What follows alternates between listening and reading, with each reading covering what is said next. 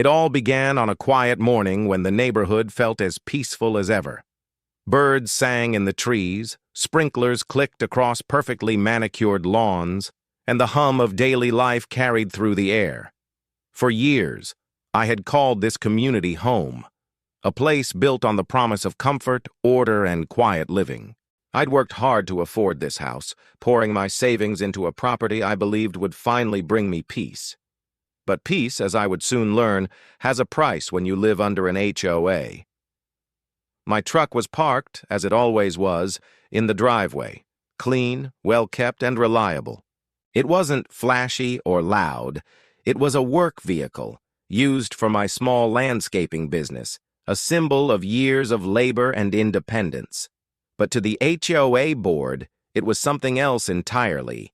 It was an eyesore, a commercial vehicle they claimed had no place in the neighborhood's carefully curated image. It started with a letter. The paper was folded. I contacted the HOA office. I was told coldly that new rules had been passed. No commercial vehicles in driveways, no exceptions. At first, I tried to comply. I parked on the street only to find another notice waiting the next morning. No overnight street parking. The message was clear. My truck wasn't welcome anywhere. It was almost laughable the way they worded it, as if a pickup truck somehow threatened the character of the neighborhood. But behind their polished language, I could feel the hostility. Neatly in my mailbox, stamped with the HOA logo. Inside was a fine and a warning. Remove the truck or face escalating penalties. I thought it was a mistake, maybe a misunderstanding. I'd lived here for years and parked in the same spot without issue. But when soon, I realized I wasn't alone.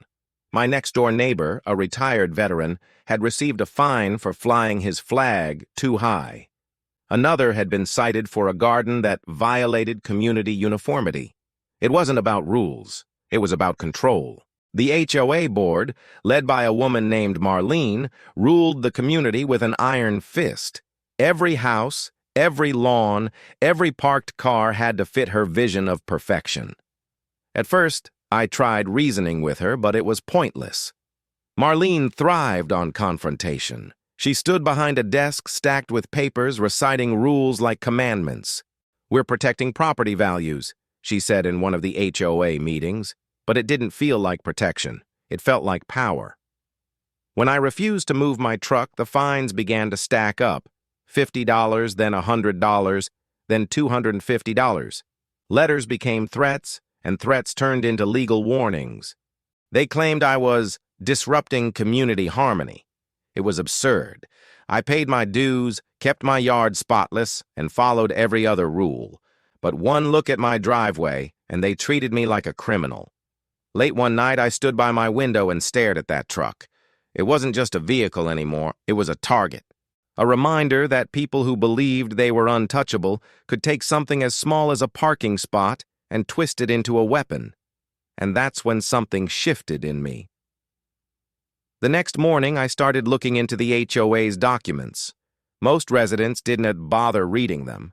Long pages of bylaws and revisions that were impossible to follow.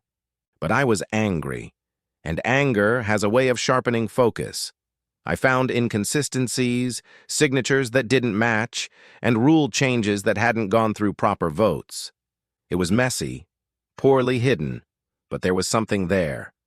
I started attending meetings, sitting quietly in the back, taking notes while others complained about paint colors and mailbox heights. I noticed how Marlene controlled every discussion, cutting off anyone who questioned her decisions. Her allies on the board nodded along with every word. Votes were unanimous, always in her favor. One evening, after another round of fines appeared on my doorstep, I noticed something odd. The HOA treasurer, a quiet man who rarely spoke, drove off with a city contractor's van parked outside his home. It was a vehicle that violated the same rule I was fined for.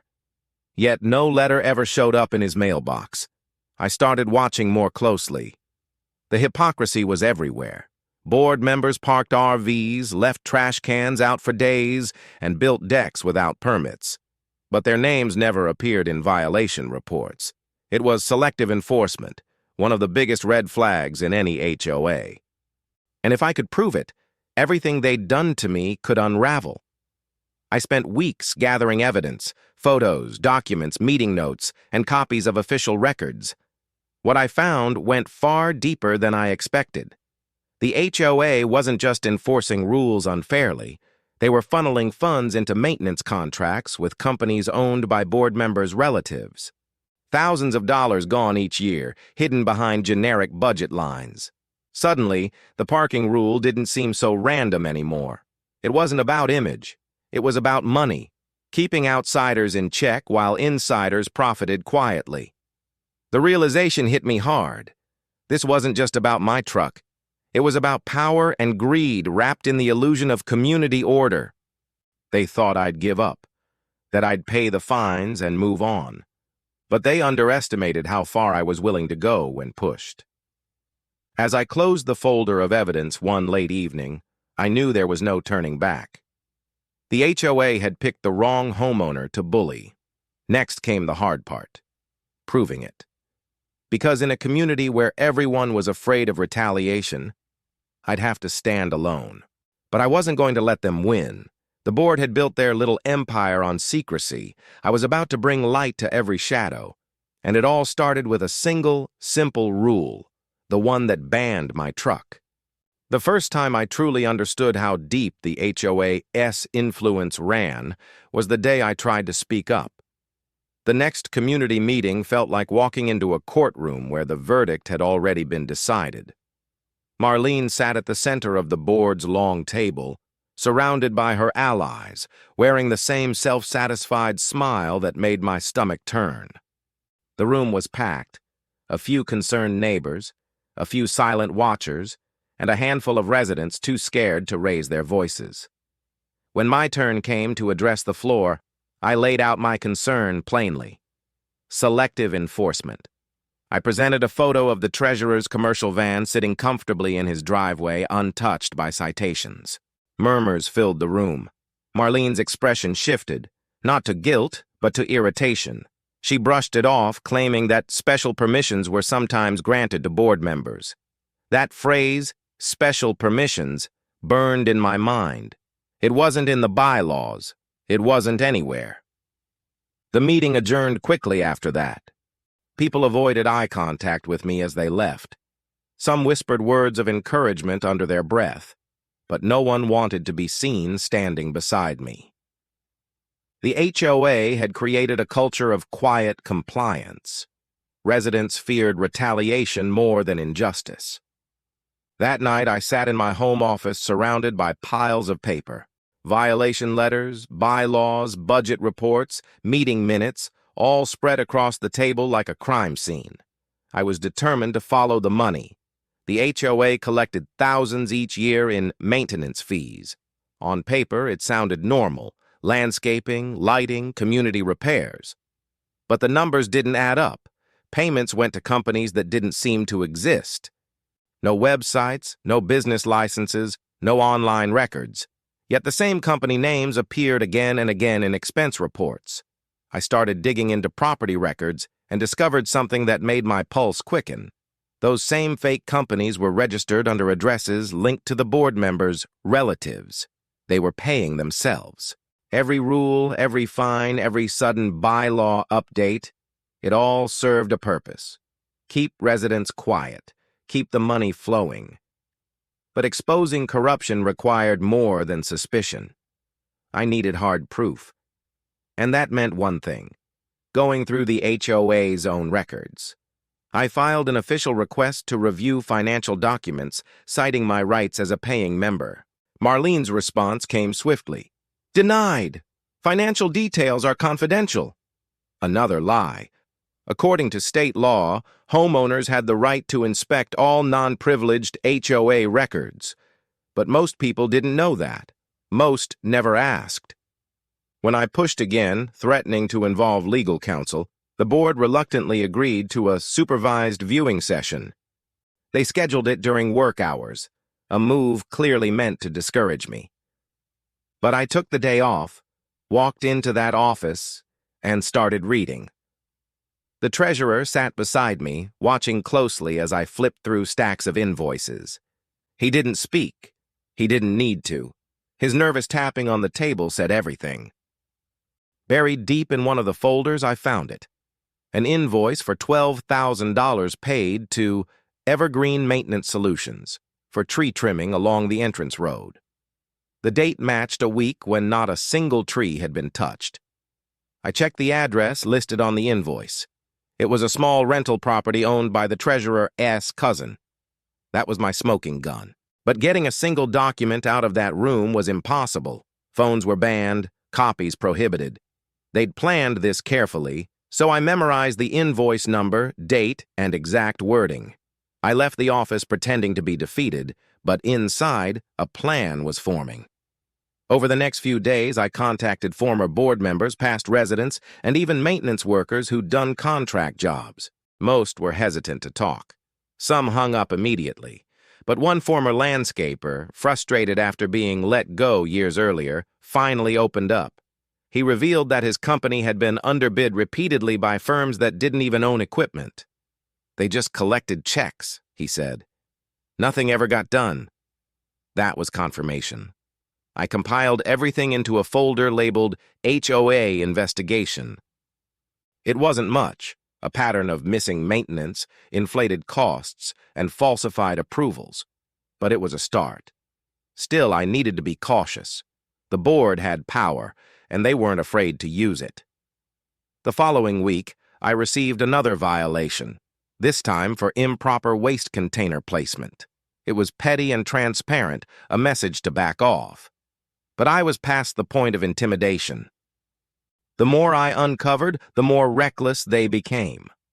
The HOA started holding closed meetings, excluding homeowners under the pretense of confidential discussions.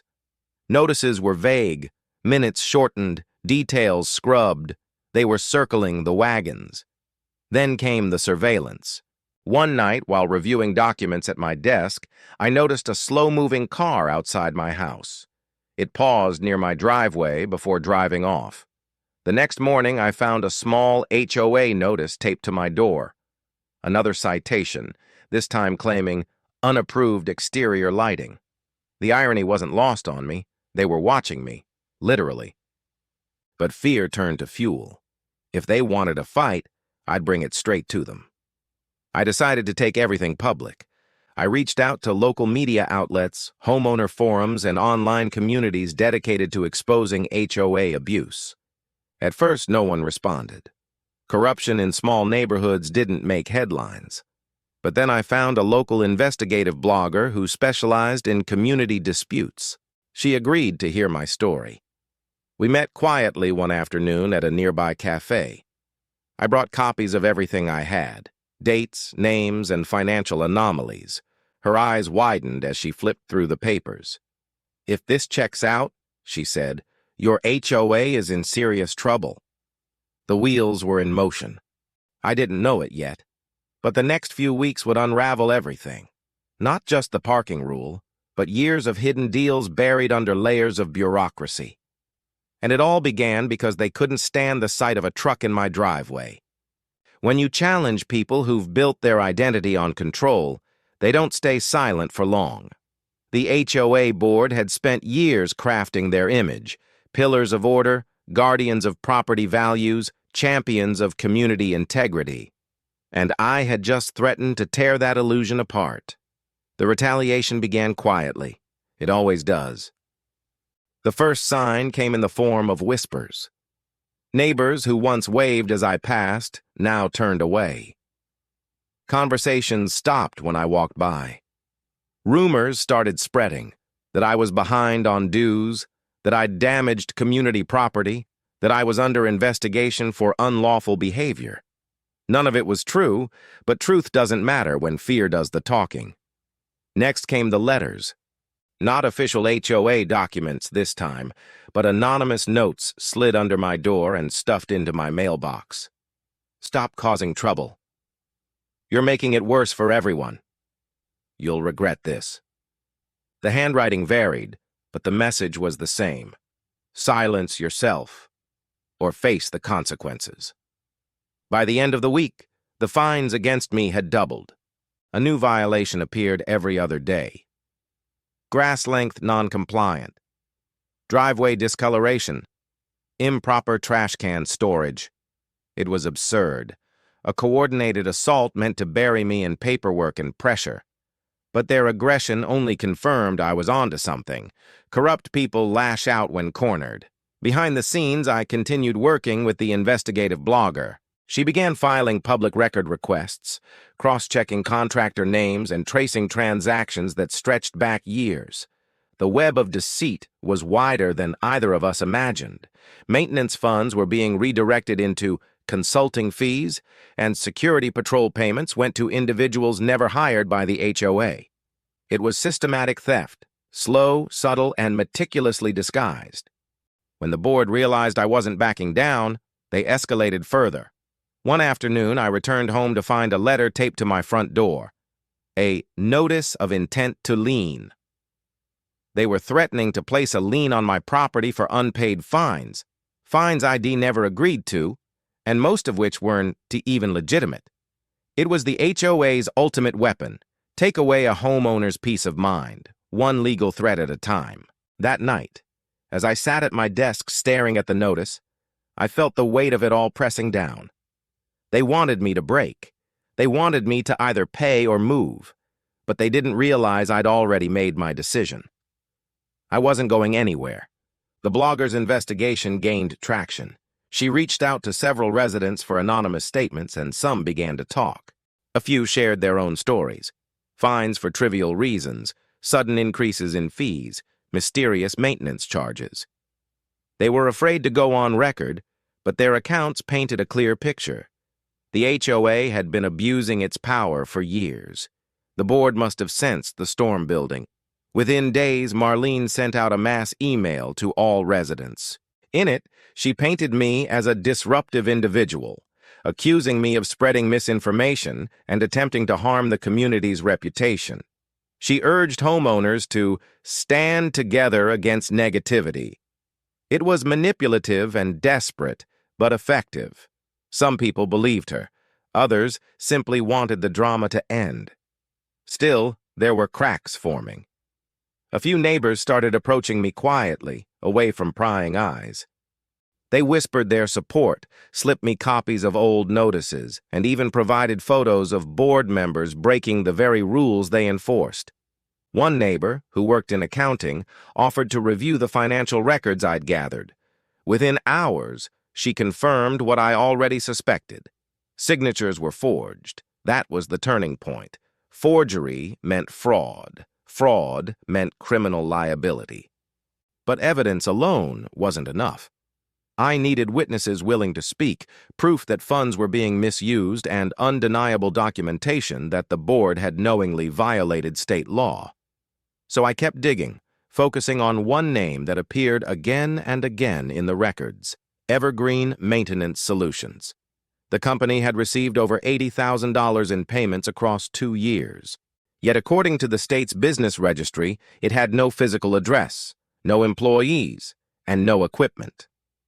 The contact number led to a disconnected line. It was a shell company, a ghost business created for one purpose: siphoning money. Then came the moment that changed everything. Late one evening, I noticed headlights outside. A car idled near my mailbox, its lights flicking off. I stepped outside quietly and caught sight of a man placing something into my box before driving away. Inside was a single envelope with no return address.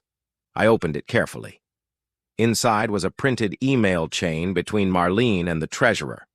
It detailed a special arrangement for splitting contractor payments.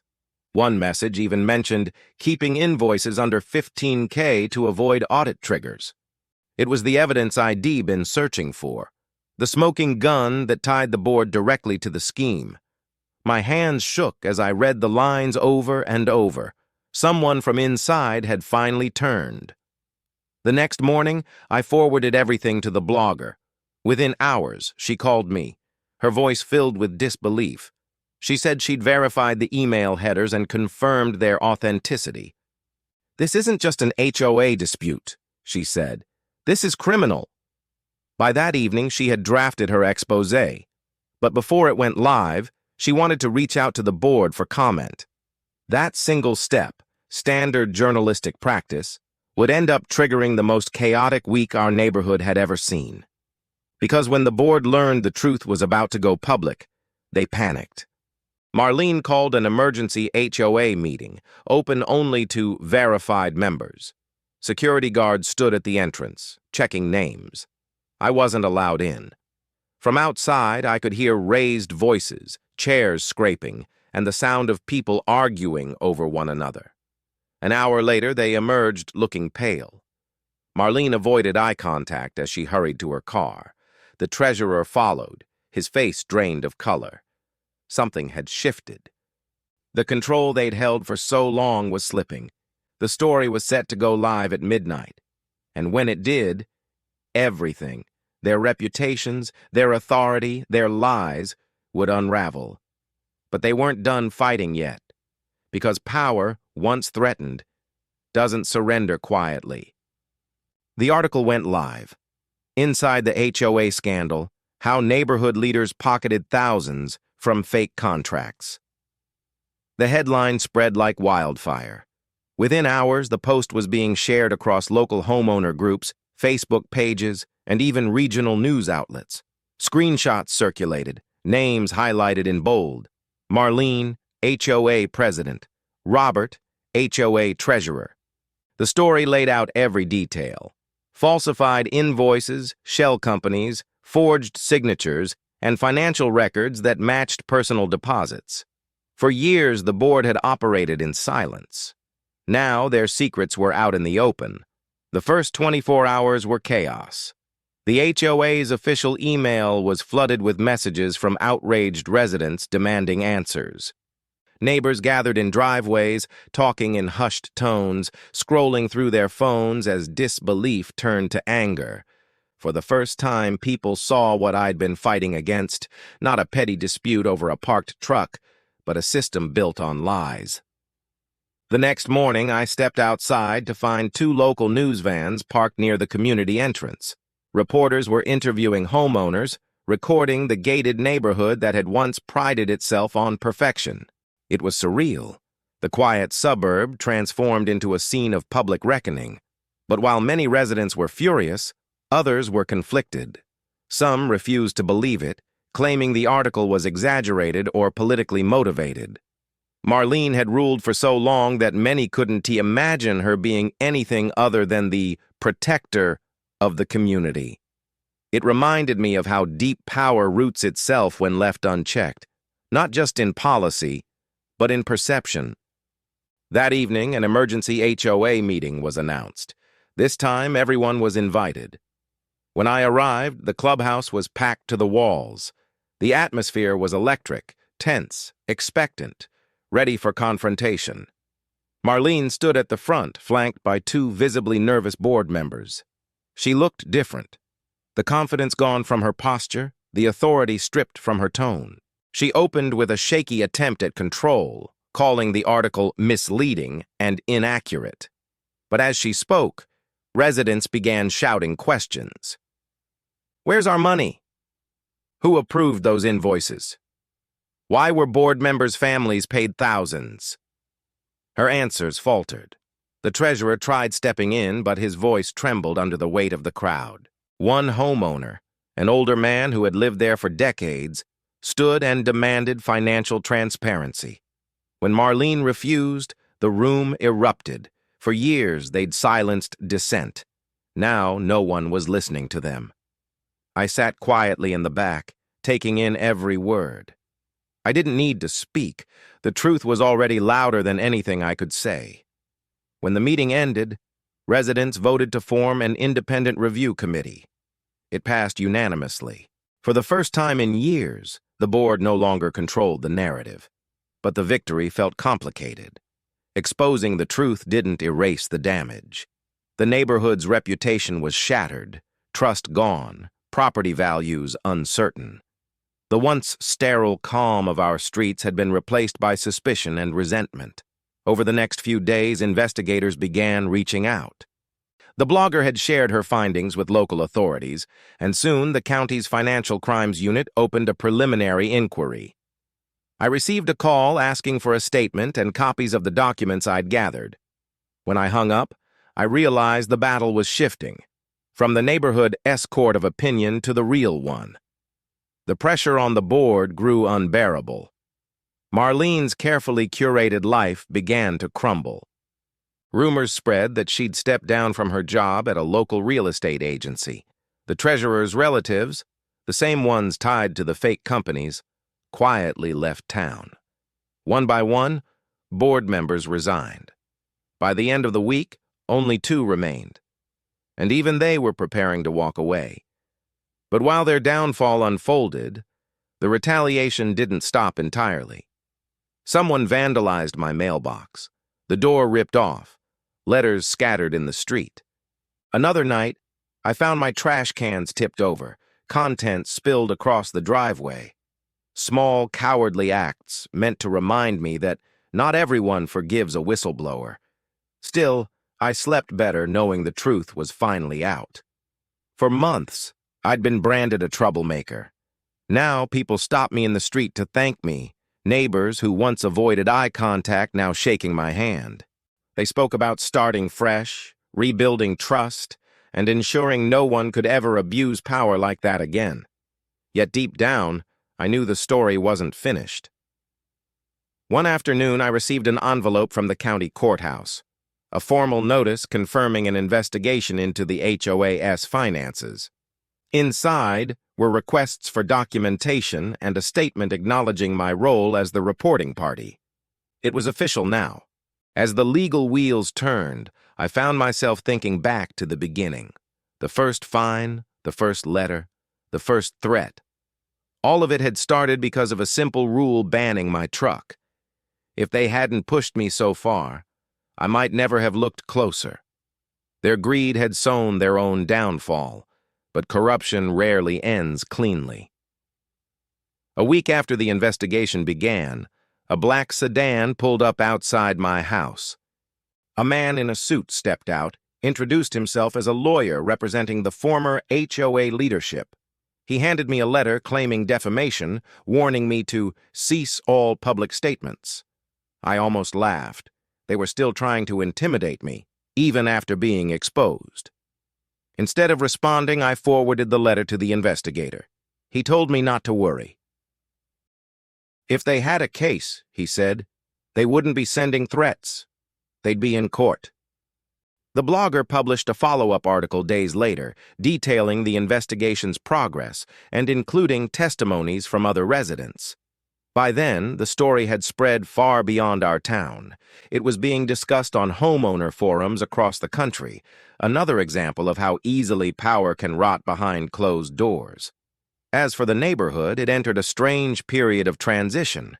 A temporary board was appointed to oversee operations until new elections could be held. They promised open meetings, transparent accounting, and resident oversight. For the first time, there was hope that this place could become what it was meant to be.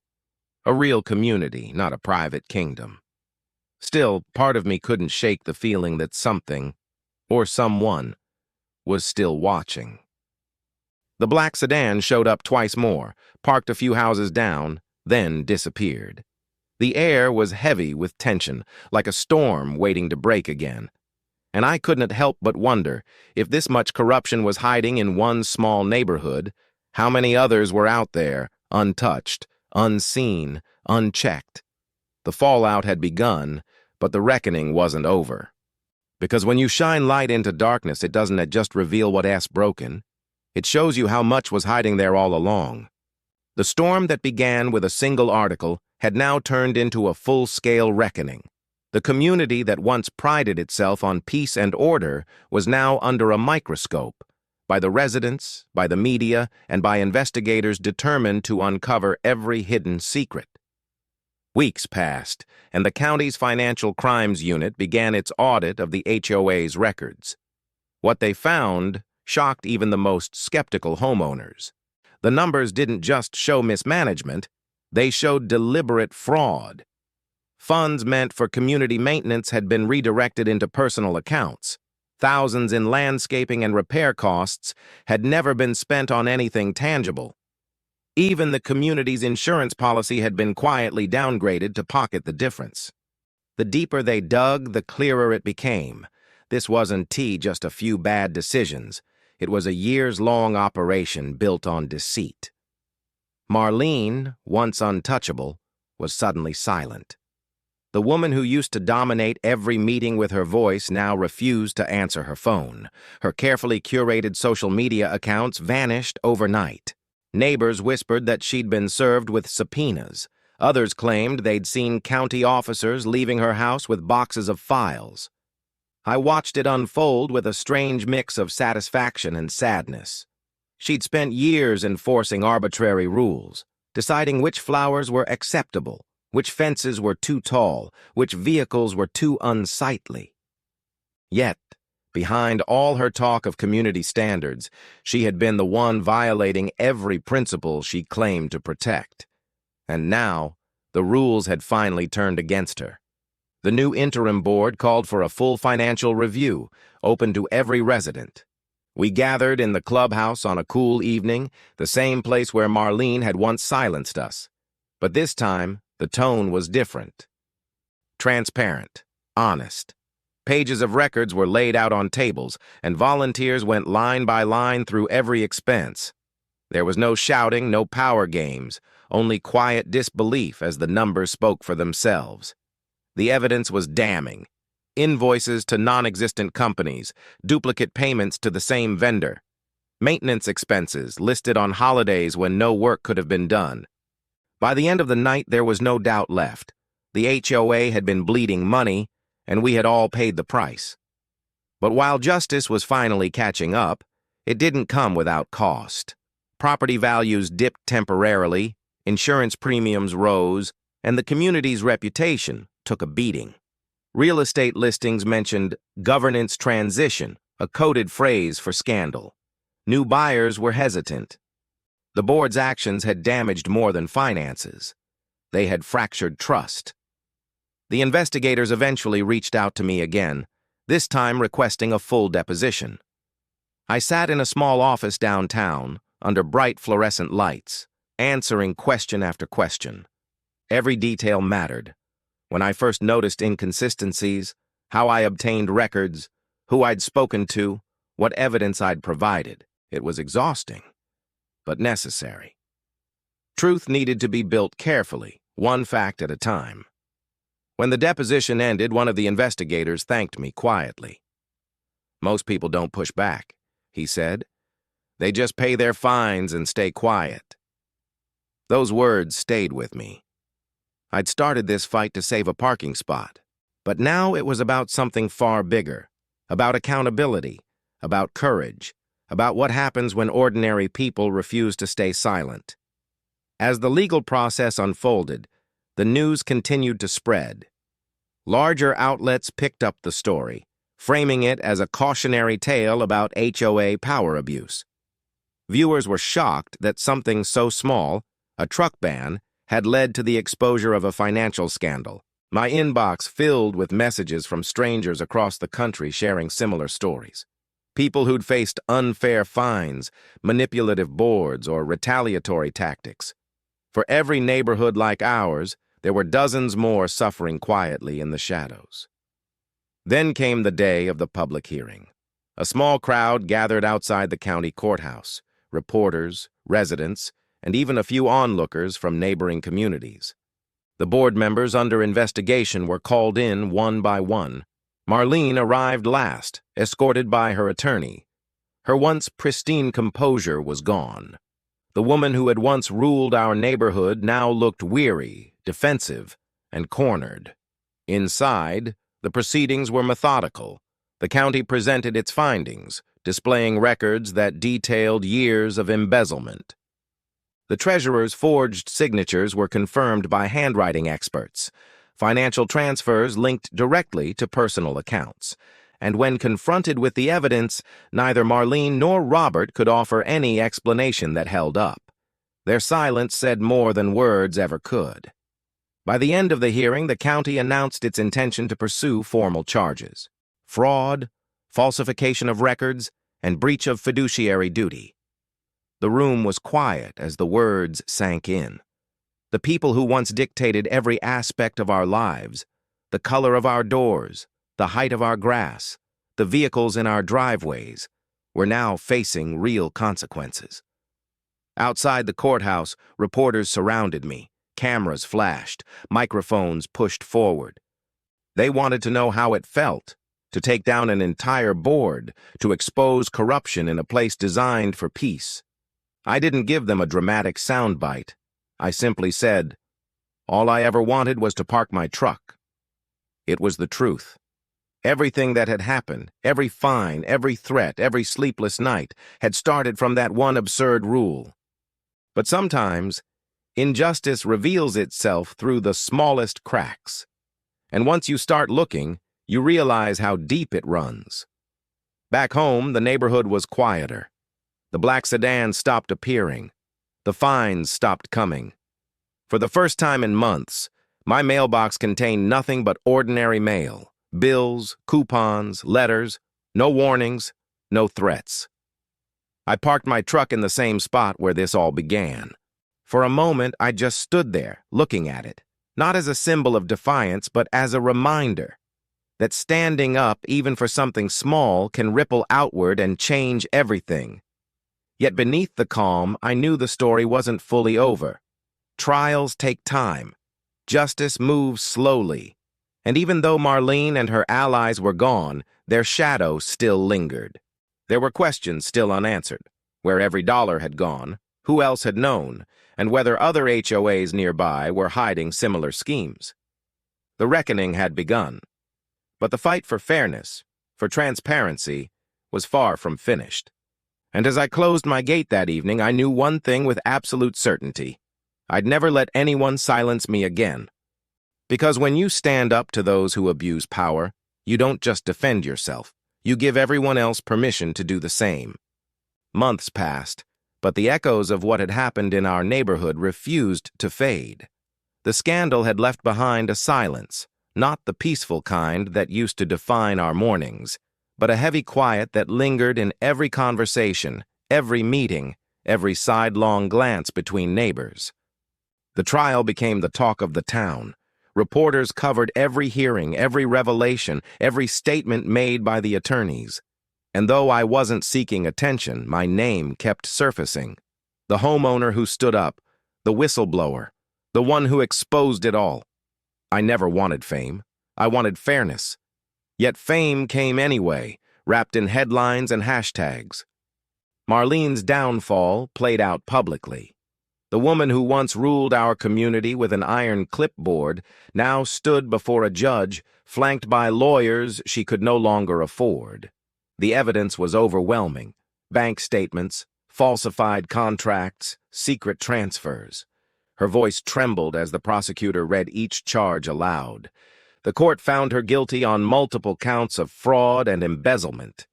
She was sentenced to house arrest, restitution, and permanent removal from any position of financial authority. It wasn't prison, but it was justice, and perhaps in her own quiet way, punishment enough. Robert, the treasurer, faced a similar fate. He confessed during trial, admitting that he'd followed orders out of fear and greed. The court was lenient with him, granting probation in exchange for full cooperation. But his reputation was ruined. The neighbors who once saw him as polite and professional now looked at him as part of the deception. In the end, every lie collapsed under the weight of truth. The county dissolved the old HOA and appointed an independent committee to oversee the creation of a new one. For the first time, residents would vote on every major decision. No closed meetings, no hidden budgets. Transparency was no longer a promise. It was policy. We held the first open election under the shade of the community park's oldest tree, the same place where, just months ago, Marlene had threatened to fine me for unauthorized gatherings. Now that same spot became a symbol of freedom. Families brought chairs. Kids played nearby. Neighbors laughed together, not nervously, not with tension, but freely. I was asked to join the new board. Many wanted me to serve as president. I thought long and hard before answering. Leadership wasn't something I sought. I had seen what power could do, how it could twist people, turn rules into weapons and community into control. So I declined. Instead, I offered to serve as the community's auditor, the one role that demanded absolute honesty. I promised to keep the books open, the numbers clear, and the residents informed. If this whole ordeal had taught me anything, it was that true power comes not from authority but from accountability. The changes didn't come overnight. Trust takes time to rebuild. Some neighbors moved away, unable to face the reminders of what had happened. But many stayed, determined to reclaim the peace we'd once lost. Slowly, life returned. Lawns were mowed, mailboxes repainted, laughter echoed across driveways once again.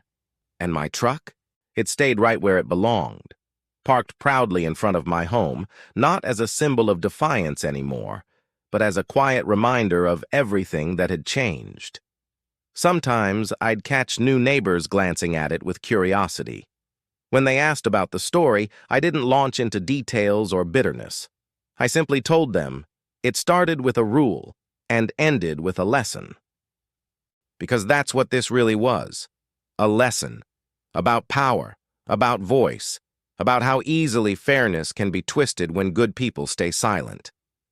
Months later, I received a letter from the state, an official commendation recognizing my role in exposing the corruption. It was simple, printed on plain white paper, but it meant more than any fine or apology. It was proof that one voice, one person, could make a difference. Still, every victory carries its scars. There were nights I lay awake wondering if it had been worth it, the tension, the sleeplessness, the fear of retaliation. But then I'd step outside, breathe in the quiet evening air, and look down the street at the lights glowing warmly in every window. We were no longer neighbors living under a ruler. We were a community again. The HOA's new bylaws even included a clause inspired by everything that happened, one that required all major rules to be approved by a resident vote. No more arbitrary bans, no more backroom decisions. Every homeowner now had a say. The irony wasn't lost on anyone. What began as a fight over a truck had rewritten the foundation of our entire neighborhood. And as seasons changed, so did our community's spirit. What had once been governed by fear was now held together by trust. The park became lively again. The clubhouse, once a place of control, turned into a space for barbecues and gatherings. The bulletin board that once displayed warnings and fines now carried flyers for game nights and volunteer drives. The darkness had lifted. Looking back, I realized something powerful. Corruption doesn't survive exposure. It survives silence. It thrives in apathy, in compliance, in the belief that someone else will fix it. But when one person stands up, even for something small, even when the odds seem impossible, it forces the truth into the light. And once truth appears, there's no going back. On the anniversary of the scandal, I parked my truck under the same tree where I'd once been warned and fined. The sky was clear. The air smelled of cut grass and barbecue smoke. Neighbors waved as they passed by, no longer suspicious, no longer divided. We'd come full circle. As I turned off the engine and stepped out, I smiled quietly to myself. What started as a fight over a parking space had ended with the restoration of a community. And in that stillness, that rare, genuine peace, I understood that sometimes the road to justice begins in the most ordinary places. A driveway, a gate, a single act of defiance that refuses to be silenced. The HOA had once banned my truck, but in the end, that truck helped drive out something far worse. Not just corruption, but fear. And as long as I lived there, I knew it would never return.